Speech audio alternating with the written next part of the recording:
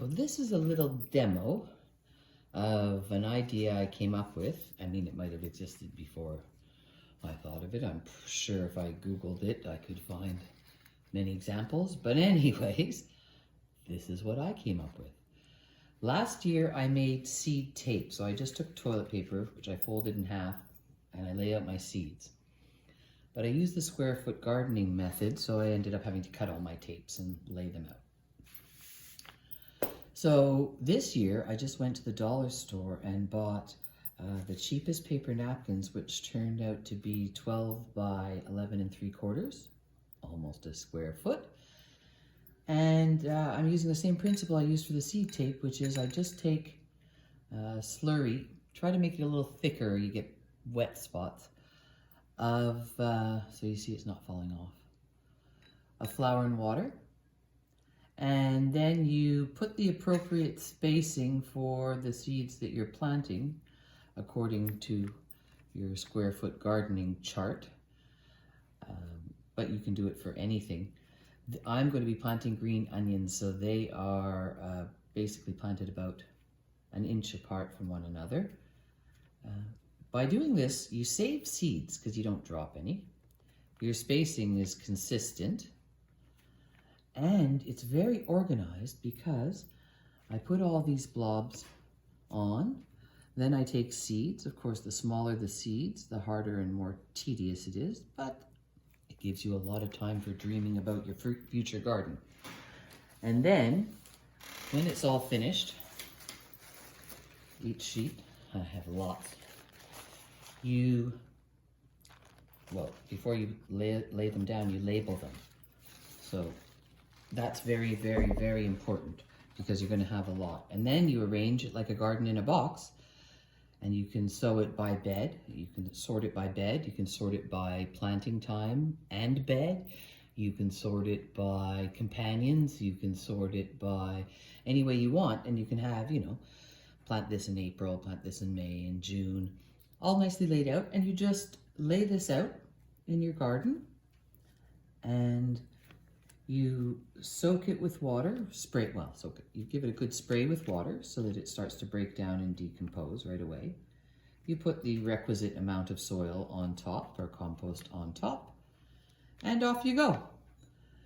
Your garden will come up like this, and you won't have wasted, you'll save many seeds because, there's 2, but at least it's not 5. Sometimes with these little seeds, it's very hard to get them nicely spaced, and then what happens is you have a big clump of carrots that come up together, and then a giant space, and then 1 carrot, and then a giant space and a clump of carrots, and it's not, or you end up thinning a lot. And if you're thinning, well, you're wasting a lot of seeds and a lot of energy of the soil for something that grows, and then you decide to take it out before it's properly grown.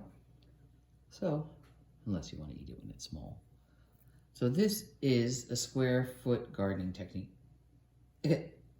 And in the end, what you end up with is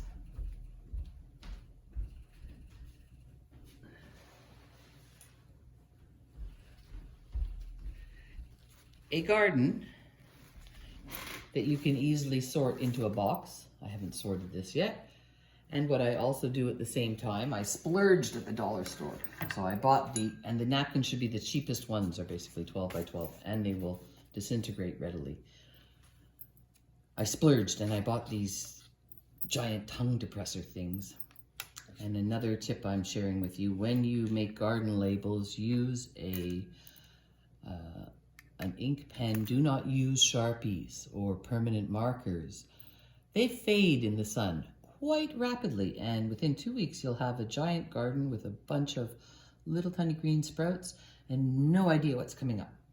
And then if you're unlucky again like me, the chickens will go in and fix it all up for you nice. But so again, don't forget what the most important part of this is, and you give it a little press to make sure things stay closed, and then you write what it is. So this is green onions, bunching, and these ones are perennial. Sometimes you can write whatever you want on there, and that's it. Then you just leave it to dry.